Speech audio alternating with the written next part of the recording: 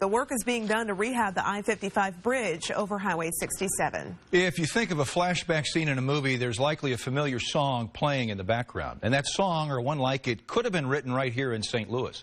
News 4's Emily Pritchard takes us to the famous Scott Joplin house in tonight's St. Louis Proud.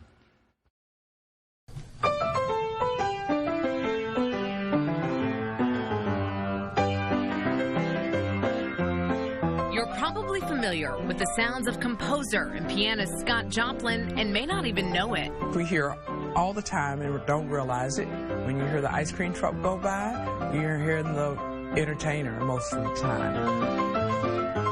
The king of ragtime sounds are still attracting the future generation of music. I like the music. I think it's cool. You'll find 18-year-old Royce Martin hitting the ivories and pedals when you visit the Scott Joplin House State Historic Site along Delmar Boulevard. First of all, he was like the first famous black person for this stuff, like music. And he was like coming up in a time, especially coming up in a time where like racism was a bigger thing than it is now, possibly. Joplin's music has impacted Martin so much, he used it in his college audition.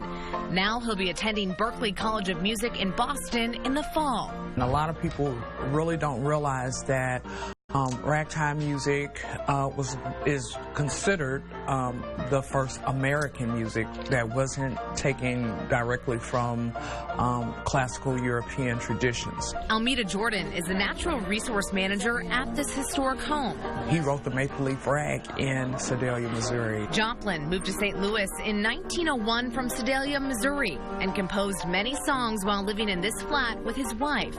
He was born just after the Civil War and was part of the first generation after slavery was abolished. Music has always been a way to bring people together.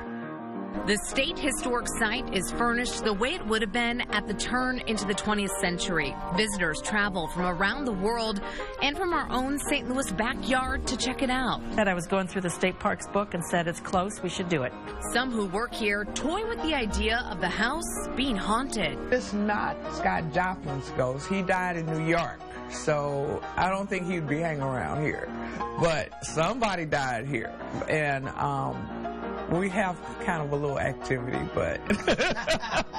Joplin's death at the age of 48 marks the end of ragtime music and ushered in the next wave of jazz and big band swing. Still today, Joplin's tunes are leading musical talents like Martin to their own dreams of being a performer. When I play it and they hear it, and it's like the oh moment. Scott Joplin's sounds still wowing listeners and musicians across the globe, making St. Louis proud. Emily Pritchard, News 4.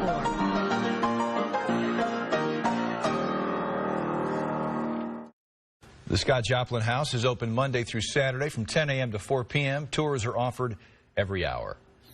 Chief Meteorologist Steve Templeton with us. It felt cooler today. I know it was about, 5 degrees.